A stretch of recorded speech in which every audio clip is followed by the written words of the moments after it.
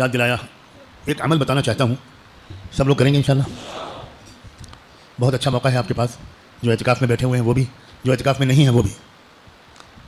سب آپ کو معلوم ہے کہ اس وقت حالات کیا ہیں دنیا میں, خاص طور پر فلسطین میں, مسجد اقصیٰ میں کیا ہو رہا ہے, اور خود ہمارے ملک میں کیا خطرے آگے آ رہے ہیں.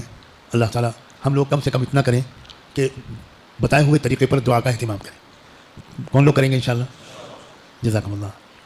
آپ 2 رکعت صلاۃ الحاجت پڑھنی ہے آپ کو, 2 رکعت نفل صلاۃ الحاجت کی نیت سے, جس وقت میں آپ کو سہولت ہو. ابھی آپ لیٹنے سے پہلے پڑھ لیں, تہجد کے وقت میں پڑھ لیں, اشراق کے بعد پڑھ لیں, ظہر تک کسی وقت بھی پڑھ لیں, ظہر کی نماز کے بعد پڑھ لیں, یا مغرب کے بعد پڑھ لیں, جس وقت آپ کو آسانی ہو. 2 رکعت کر کے 4 رکعت نماز پڑھنی ہے.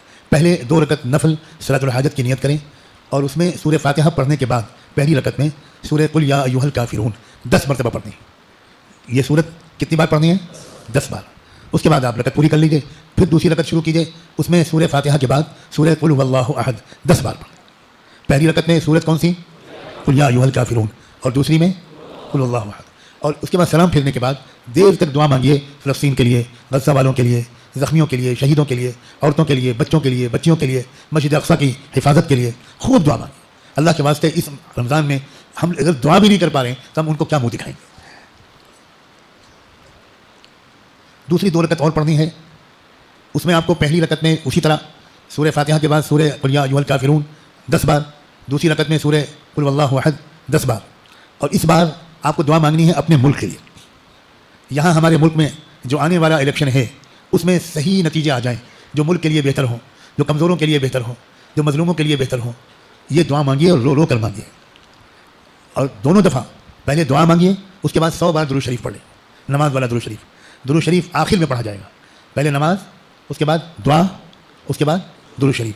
دوسری 2 رکعت ہے اس ملک کے لیے, ہمارے اپنے وطن کے لیے, اس میں بھی وہی ترتیب ہے. پہلے نماز, پھر دعا, اور پھر اس کے بعد درود شریف. آپ بہت اطمینان سے دونوں نمازیں پڑھ سکتے ہیں. آپ کے پاس وقت ہے, ماحول ہے, خوب دعا مانگیے. کیا پتہ اللہ کب کس بندے یا بندی کی دعا قبول کر لے. یہاں مجھے بتایا گیا ہے کہ مستورات بھی موجود ہیں, میری بچیاں بھی ہیں یہاں. یہ عمل عورتوں کو بھی کرنا ہے, مستورات کو اور لڑکیوں کو بھی کرنا ہے. امید ہے کہ آپ نے بھی غور سے سنا ہوگا.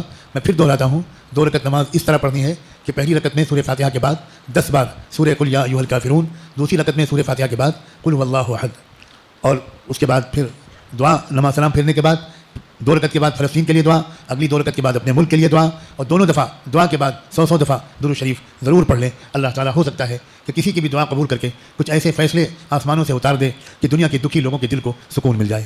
جزاکم اللہ. دعا فرما لیجیے.